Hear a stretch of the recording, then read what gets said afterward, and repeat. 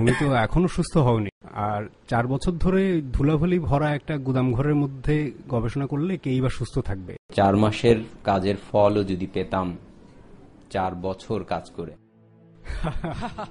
শোনো, তোমার জন্য আমাদের দিক থেকে একটা সম্মানজনক প্রস্তাব আছে।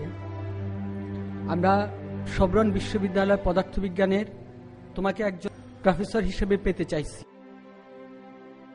আশা করেছিলাম এটা শুনে তুমি আনন্দিত হবে। না, আমি মনে করি এ পদের জন্য আমি যোগ্যতম নই। বিএরে তুমি ব্যাচেলর ডিগ্রি অর্জন করেছো 16 বছর বয়সে, আর মাস্টার্স 18 বছর বয়সে। জয় করেছো নোবেল পুরস্কার। আমার চেয়ে আরো যোগ্য কাউকে আমরা কিভাবে আশা করতে পারি? মারি করে।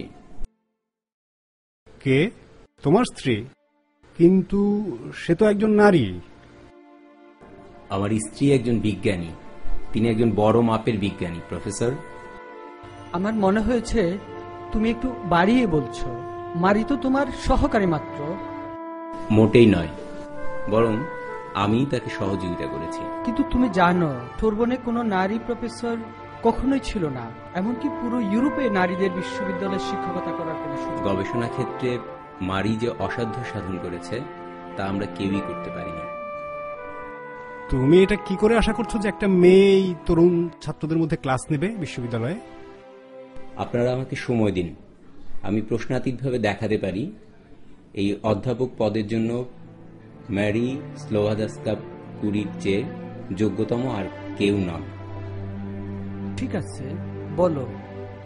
প্রথমেই একটি সিদ্ধান্তে আসা দরকার। সোরবন বিশ্ববিদ্যালয়ের একজন প্রফেসর হওয়ার জন্য বিশেষ প্রজ্ঞার প্রয়োজন, তাই নয় কি? নিশ্চয়ই নিশ্চয়ই।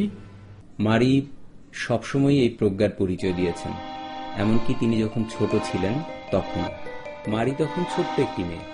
পোল্যান্ডে চলছিল জারের শাসক, সবাইকে বাধ্যতামূলক রাশিয়ান ভাষা শিখতে হতো।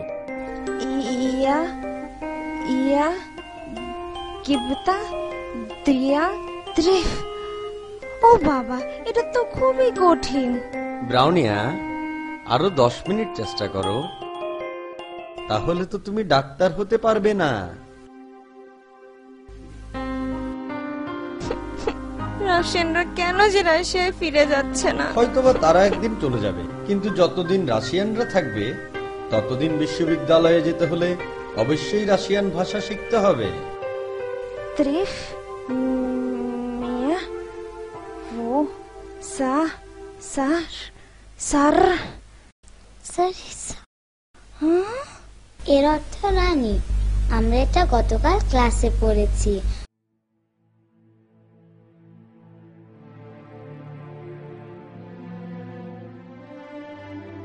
Sibo Istonia das Diot Ekiptoktorik serta Iesa Rokto Okrefna Aistuatana Sibo Istonia। তুমি এটা কিভাবে পারলে? এটা তো খুবই সহজ।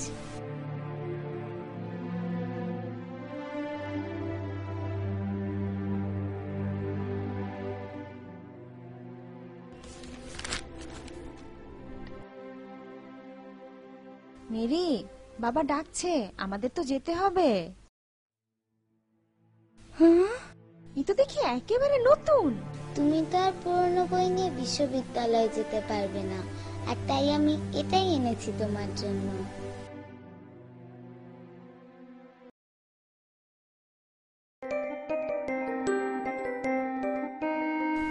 এসো মারি। ফ্লারি, তোমাকে দেখে খুব খুশি হলাম।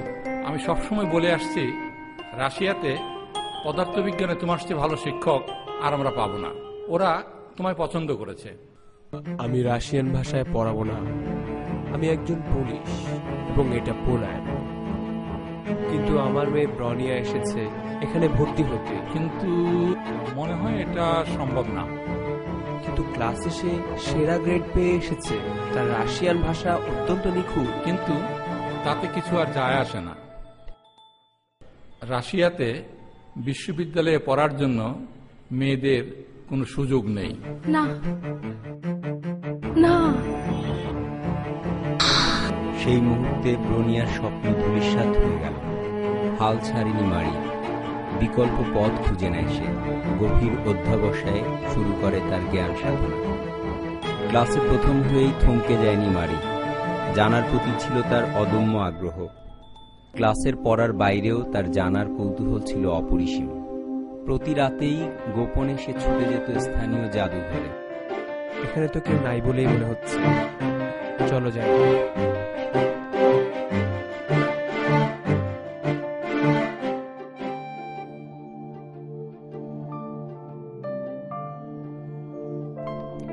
এটা শুধু একটা মামুলি জাদুঘরই ছিল না, এটা ছিল একটা বিশ্ববিদ্যালয়, গোপনে পোলিশ ভাষায় পরিচালিত। এটা কেউই অস্বীকার করতে পারবে না, মারির বিজ্ঞানের প্রতি গভীর ভালোবাসা রয়েছে। একজন মহৎ হৃদয়ের মানুষ। কিন্তু মেরি সম্পর্কে আরো কিছু বলার আছে প্রফেসর লিপনার। প্রফেসর ভুটি, আপনি বলছেন যে মেরি একজন ভীত হৃদয়ের মানুষ, কিন্তু ছাত্রদের জন্য মেরির মতো বিশাল হৃদয়ের মানুষ দরকার। আর এই মেরি সবাইকে নিয়ে মানুষের জন্যই স্বপ্ন দেখতে এবং দেখাতে পারে। তার সম্পর্কে ওর বোন ব্রাউনিয়াকে নিয়েও একটা ঘটনা আছে।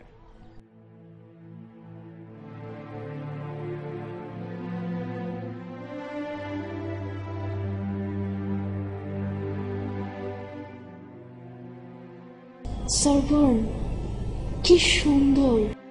আমার বন্ধুর ভাই ওখানে পড়ছে। একবার ভেবে দেখ, আমি পড়ছি পৃথিবীর সেরা বিশ্ববিদ্যালয়। তুমি ওখানে যাবে ব্রোনিয়া? কিন্তু কিভাবে? এত টাকা আমি পাবো কোথায়? কেন? আমরা দুজনেই কাজ করব। শোনো, আমি গভর্নেন্সের চাকরি নিয়েছি। জায়গাটা অনেক দূরে, কিন্তু ওখান থেকে বছরে 500 রুবল করে পাবো। মারি, আহা, আমাকে বলতে দাও। শোনো, আমরা যদি টাকা জমাতে আরম্ভ করি, তবে তুমি পরের বছরই সরবনে যেতে পারবে।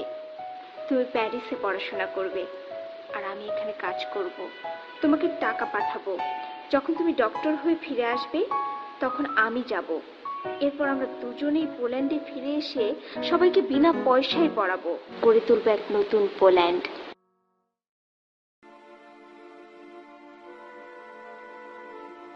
কিন্তু তোর আগে যাওয়া দরকার। তুই তো আমার চেয়েও বেশি যোগ্য। না, তুমি অনেক দিন অপেক্ষা করে আছো। কিন্তু আমার যে পড়তে 5 বছর লাগবে। আমি তোমার অপেক্ষায় থাকবো দিদি। মনে হয় জানলাটা বন্ধ করা দরকার। না, এত ধুলা কেন? প্রফেসর লিপনার, আপনি কি জানেন যখন মেরি ফ্রান্সে গিয়ে পড়াশোনা আরম্ভ করলো, তখন আপনার ক্লাসে কি পড়াচ্ছেন তা সে কিছুই বুঝতো না, কারণ এর আগে কখনোই সে ফ্রেঞ্চ ভাষা শোনেনি। আর পদার্থবিজ্ঞানের ক্ষেত্রে ফ্রেঞ্চ ভাষাও সে কখনো কিছু শোনেনি। কিন্তু 18 মাসের কষ্টসাধ্য পরিশ্রম, পড়াশোনা, অধ্যবসায় আর দারিদ্র্যের মধ্যেও সে পদার্থবিজ্ঞানে মাস্টার্স ডিগ্রি অর্জন করে। শুধু অর্জন করেনি, সে তার ক্লাসে প্রথমও হয়েছিল। আর 12 মাস পর সে গণিতে মাস্টার্স ডিগ্রি অর্জন করে। হ্যাঁ, সে ছিল সবচেয়ে নিখুঁত। এসবের উপরেও তার এক নীতি ছিল যা সবকিছুর উপরে প্রাধান্য দিত। তা হচ্ছে, আমি সেসব কাজ করব যেসব কাজ মানবজাতির জন্য সর্বোচ্চ কল্যাণকর হবে। মেরির এই মহান নীতি আমাদের দুজনের সম্পর্ককেও উন্নত করেছিল। আর মাত্র 1 সপ্তাহ। আমি অধীর হয়ে আছি, আমি পড়াতে চাই। তুমি কি শোনোনি, পোল্যান্ডের যে বিশ্ববিদ্যালয়ে তুমি ফিরে যেতে চাইছো সেটাকে বন্ধ করে দেয়া হয়েছে। প্রয়োজনে নতুন করে শুরু করব। তুমি কি শুধুই পোল্যান্ডের স্বাধীনতার কথা ভাববে?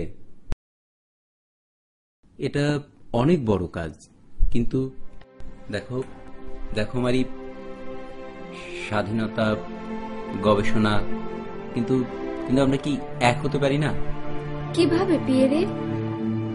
আমাকে তো দেশে ফিরতেই হবে। মারি, তুমি কি আমাকে ভালোবাসো না? হ্যাঁ পিয়েরে। সেক্ষেত্রে আমি তোমার সাথে যাব। না পিয়েরে, তোমার পড়াশোনা, গবেষণা, কাজ কিভাবে চলবে? তাহলে তোমার গবেষণার কি হবে? ওখানে তুমি অনেক কিছু করতে পারবে, কিন্তু এখানে যে কাজের বিশাল সম্ভাবনা, তার সামনে ওটা কিছুই না। না পিয়েরে, আমি পারবো না। তোমার আর আমার মাঝে সংকোচের কিছু নেই। আমার মতো একজন মানুষকে তুমি ছেড়ে যেতেই পারো, কিন্তু বিজ্ঞানের প্রতি তোমার যে দায়বদ্ধতা, তাকে কি ছেড়ে যেতে পারো? মানুষের জন্য সবচেয়ে বড় কাজ তুমি এখানেই করতে পারো মারি।